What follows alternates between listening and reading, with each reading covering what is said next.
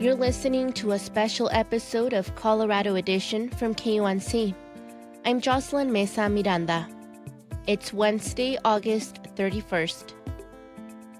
The Colorado Dream podcast from KUNC shares the stories of Coloradans who are overcoming obstacles to create a better life for themselves and their families in an effort to achieve the American dream. Hosted by Stephanie Daniel, the latest season, called Newcomers Welcome, explores the Black immigrant experience in Colorado as told through the eyes of one African immigrant, and Aurora as the city and its residents strive to become an inclusive home for all. This is episode 3. Salwa Mortada-Bamba was 12 years old when a civil war erupted in the West African country of Liberia, where she was born and raised. Her life was upended for nearly a decade, and one of the first things she lost was school. She loved school. She said she was a bookworm. There was no school, nothing, just nothing to do but go sell a few items in the market, come home. She sold cans of Fanta and Coca-Cola and packs of batteries to make a little money for the family. Just across the street from the market was an abandoned school. It had been taken over by the United Nations and turned into a health clinic. Outside, there were triage tents where Salwa remembers lines of people waiting for treatment. UN nurses would perform health screenings and listen to people's hearts and lungs. Salwa would hang out there for hours watching. And I would see this man come up every day, and he would set up and some nurses, and I would go there and I would just watch them like, I want to do that one day. The man noticed her taking an interest and asked if she wanted to help out. He said, yeah, we'll pay you, and we'll even give your family rations, beans, oil, rice, whatever you needed. After Salwa got permission from her dad, it was an easy decision to say yes. It was exciting to help the triage nurses in the tents, screening patients with conditions from gunshot wounds to malnutrition. Like the big belly and the tiny limbs and yellow eyes and whatnot. And I would send them to see the doctor or the nurses. This experience sparked something inside Salwa, a desire to work in healthcare. In her teens, she dreamed up a plan to come to America to study medicine. And despite many odds, and the heartbreak of leaving her family behind in Liberia, she did it. By 22, Salwa was living in Aurora and working at a nursing home while taking pre-med classes. I knew that I loved caring for people, and I had the self-experience, and what other way to help and to be at the bedside than nursing. I'm Stephanie Daniel, and this is the Colorado Dream Newcomers Welcome from KUNC. Our series explores the Black immigrant experience in Colorado. It's told through the eyes of one African woman and the city of Aurora that's working to become an inclusive home for all. This is episode 3, Education. Soon after arriving in Aurora in 1999, Salwa was enrolled at the local community college. She was single, living with her uncle, and working a part-time job as an activities assistant at a nursing home. Still, it was tough to afford the courses. I was poor. I was barely making enough to survive on, much less pay tuition. One challenge was her immigration status. Salwa had what's called temporary protected status, which meant that she was allowed to work and go to school in the U.S., but she wasn't eligible for federal aid. Sometimes she would sit out a semester or two to catch up financially. There was no support. There was zero support. I don't even think they knew what being an immigrant was unless you had a green card, you know? She also had an issue with class times. As a working student, she says a lot of the courses she needed didn't fit her schedule. In the beginning, it was all mostly high school students who didn't have a job and were still living with their parents. They started to add more classes in the evening for working people like me. While Salwa was in school, she was going through other big life changes. In the spring of 2022, I was with Salwa in her kitchen while she was making dinner for her family, a Liberian specialty called palava sauce. It's a green leaf stew with palm oil, meat, and fish that's served over rice or fufu, a dough-like food found in West Africa. But first, Salwa had to boil frozen beef and cow's feet until they softened. While we waited, I chatted with her and her 16-year-old daughter, Maya. Maya, do you feel connected at all to your mom's Liberian side? I think the food we eat connects me to that mostly. And when we see our family. So what's your favorite Liberian food? Probably palm butter. What do you put palm butter on? Rice. On rice? Yeah. Oh, you mix it in? Mm-hmm. It's an actual stew. You cook it with meat and fish, and you put it on top and you eat it. Sounds delicious. It is delicious. It is delicious. Salwa had 2 children while attending community college, Maya and her older brother, Julian. So I remember taking Julian with me to my anthropology class in his car seat. And he was such a cute baby. Nobody paid any mind. He was quiet. She was juggling 2 kids, work, and school, but she persevered. It took her 9 years, but Salwa graduated with an Associate of Science degree. By then, she decided to become a nurse, just like the people she'd worked alongside as a teenager in Liberia. Salwa had an advantage over many other immigrants. English is her first language. How do you spell accident? This is a level 4 Community ESL, English as a Second Language class at Community College of Aurora. The instructor is Pianjai Sefkin. She goes by Eid and is a bundle of energy. Is this E or I? In English. She's from Thailand and works as a legal and medical language interpreter and translator. But teaching this class is her favorite job. Because it's not my first language, I want to share my experience of how I learned effectively, how I learn and I can teach. I always tell my students, I am perfect to teach English. I'm not a native speaker, but I used to learn English, like all of you. Eid speaks Thai, Lao, and several other languages, which she says helps her on this job, one she's had for nearly a decade. When I visited her class during the 2022 winter term, there were a dozen students from all over the world. My name is Mohammed Morsi. I'm from Egypt. From Mexico. I'm from Honduras. Vasquez, I'm from Mexico. I am from Algeria. I'm from Mexico. I am from Venezuela. Khadija Al-Douri from Syria. Okay, my name is Anne Marie. I am from Congo. Yeah, my name is Grace Casagna. I'm from Congo. Grace and her sister Anne Marie speak French and Swahili. They are refugees and have been living in Aurora for 3 years, where they work at a local company packaging beauty products. I take English because when I coming in America, me know English. When I coming to in the Community College of Aurora, I speak English a little bit, yeah. And I am sure after my school, I speak English very well. English is the language of opportunity. That's a line from Aurora's 10-year immigrant integration plan. Before creating this plan, the city conducted focus groups in 2019 with community members. It found the 2 top priorities for immigrants and refugees were learning English and finding employment. Research shows that immigrants who are proficient in English have higher paying jobs. Not only can they better support their families, but the city benefits too. The more money residents make, the more money they can spend, and the more the city prospers. Community College of Aurora is one of a handful of educational organizations that partner with the city. The college is working with Aurora to increase access to job and entrepreneurship training and help students get internships with the city. To become proficient English speakers, foreign-born residents often turn to the college's Center for Adult Education. Right before the pandemic, we were at the peak of our student numbers. So we serve, I would say right now, between 1,600, and back then it was around 2,000 students a year.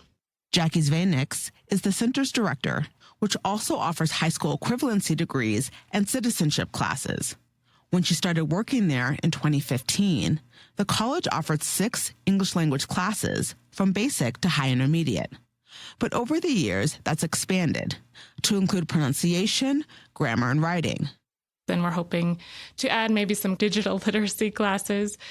We had those for free back before the pandemic, but we want to increase those because we've seen a lot of barriers in technology over the pandemic. Once students have a strong grasp of English, they can begin working on their degrees and hopefully find well-paying jobs. But first, they have to be able to pay for it.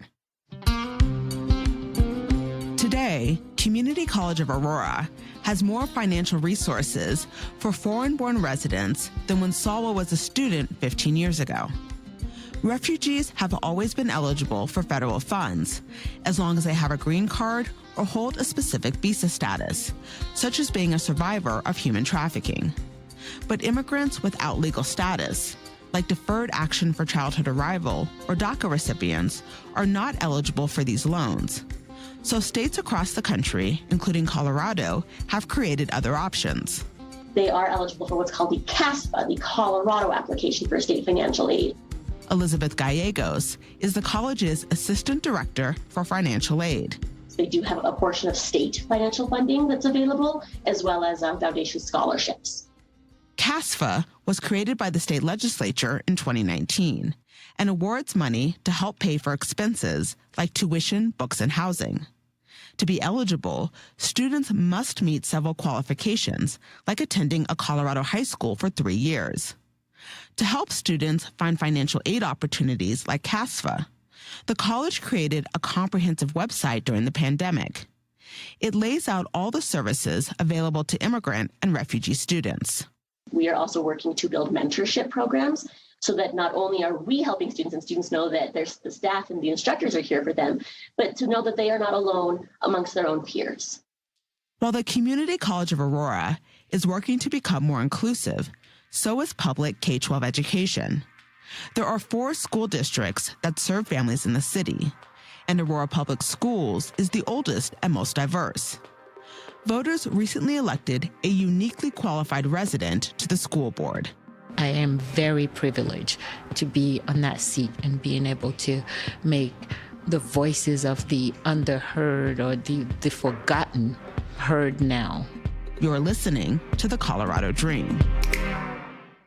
The Colorado Dream, Newcomers Welcome, is supported by Ames Community College, positioning learners to meet current and future workforce needs in Northern Colorado for more than 50 years. Info at ames.edu.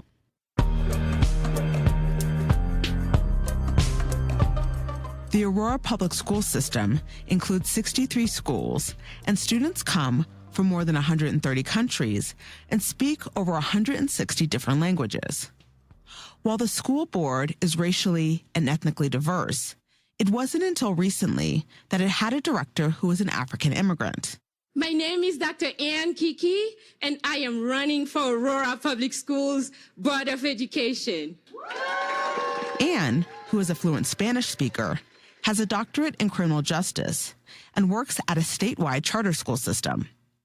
Her platform focused on issues like equity, transportation, and learning loss due to COVID.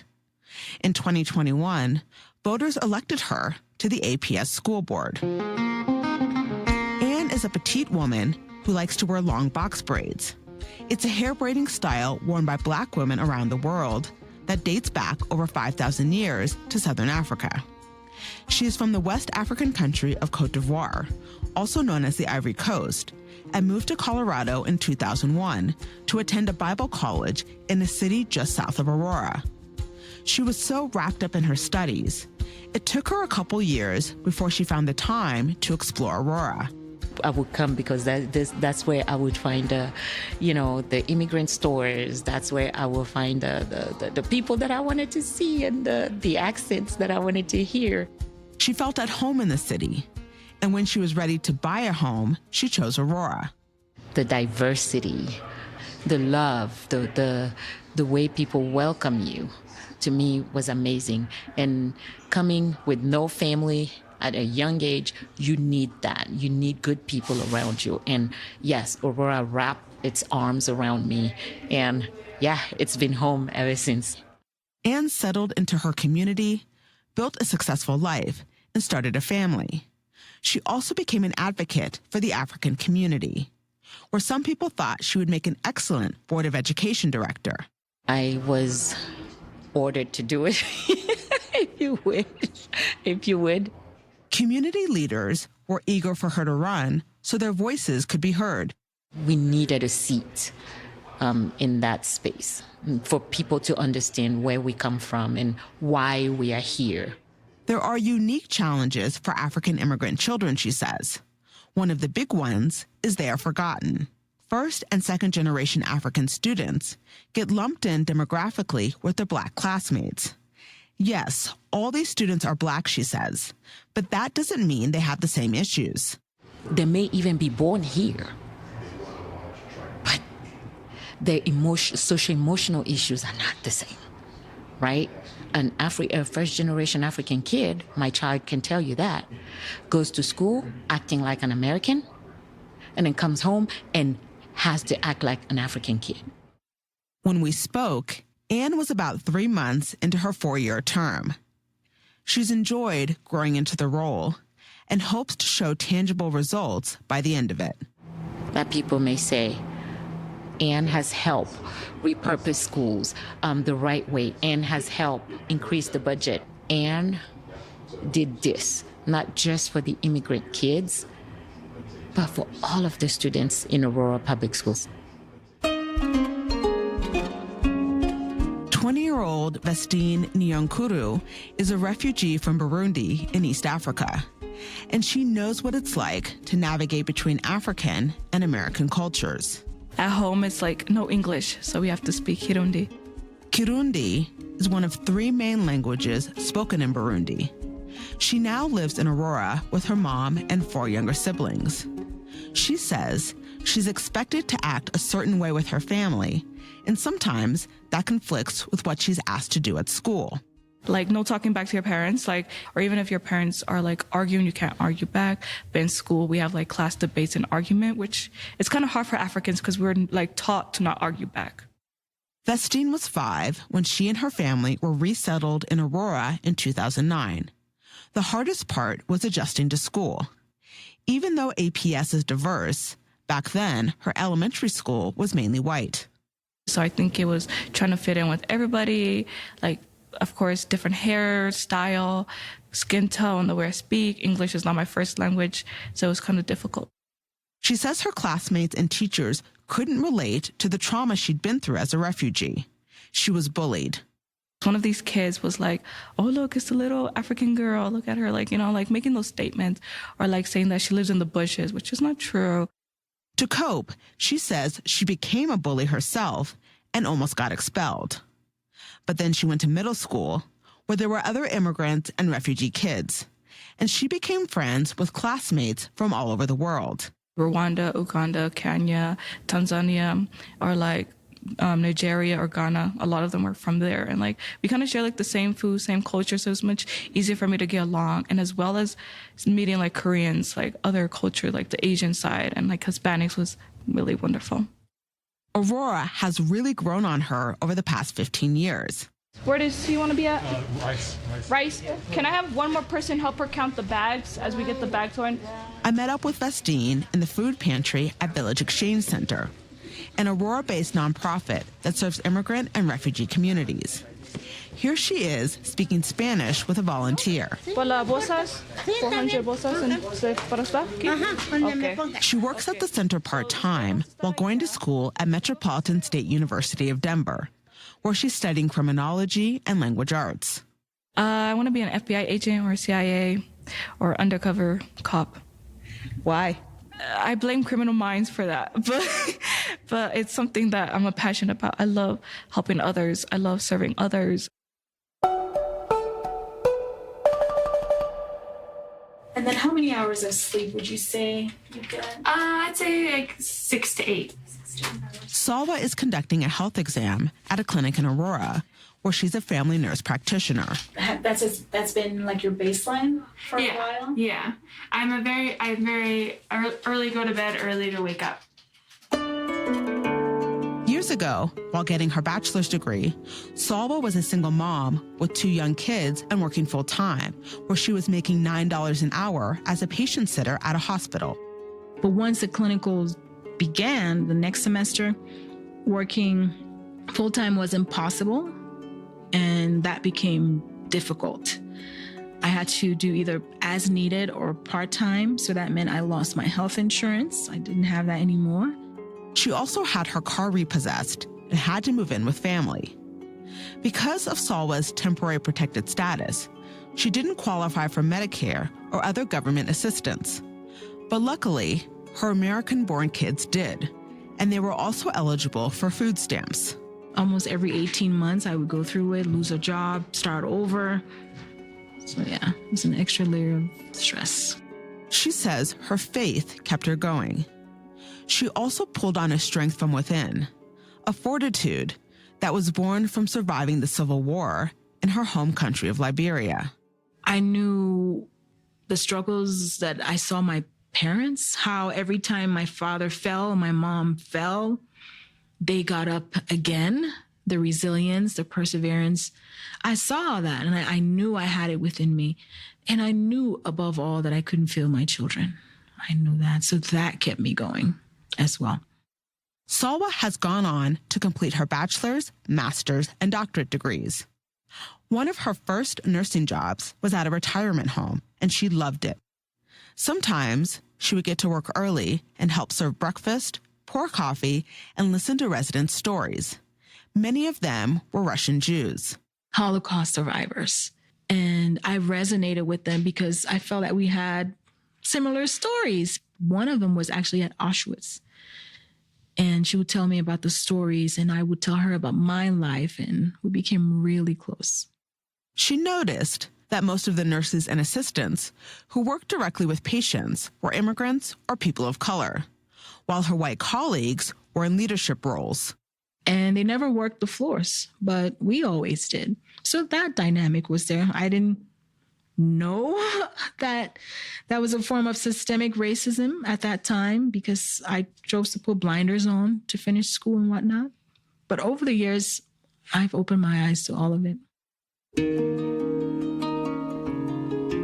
Reporting this series, I've learned that for some Black immigrants, it can take years to understand systemic racism in this country and the lasting impacts of slavery.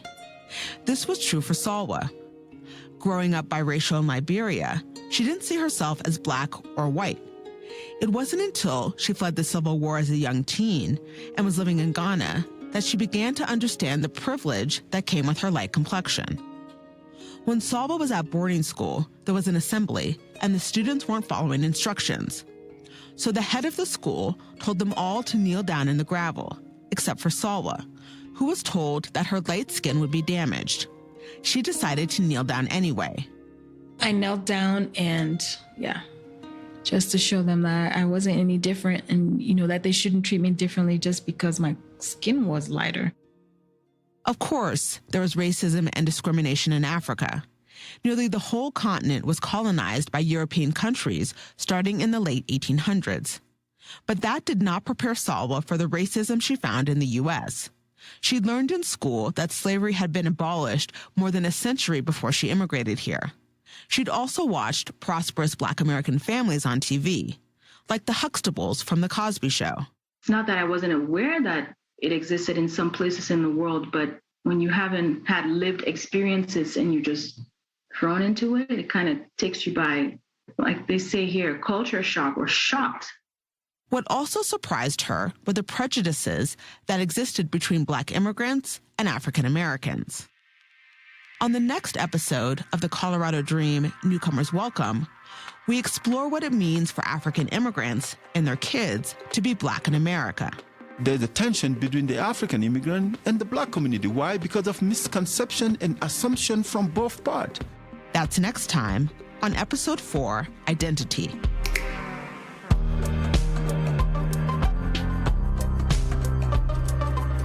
The Colorado Dream, Newcomers Welcome is a production from KUNC. It was written and reported by me, Stephanie Daniel. Editing by Johanna Zorn. Fact-checking by Kat Jaffe, with additional help from Adam Reyes. This season's theme song was composed by Jason Patton, who also sound designed and mixed the episode. Ashley Jeffcoat is the digital editor. Special thanks to Chandra Thomas Whitfield, Robert Leja, Kyle Cunningham, and Kim Race. Sean Corcoran is KUNC's Executive News Director. Tammy Turwelp is KUNC's President and CEO. To learn more about Salwa Mortada-Bamba and the city of Aurora, and to see photos of the people included in this episode and other extras, go to kunc.org/Colorado Dream, or check out the show notes for a link. That was the third episode of the new season of the Colorado Dream. To listen to the rest of Season 2, Newcomers Welcome, go to kunc.org or wherever you get your podcasts. That's all for this special episode of Colorado Edition. You can catch the Colorado Edition podcast every Friday. Our theme music is composed by Colorado musicians Brianna Harris and Johnny Burrows. Other music in the show by Blue Dot Sessions. I'm Jocelyn Mesa Miranda. Thank you for spending some time with KUNC's Colorado Edition. See you on Friday.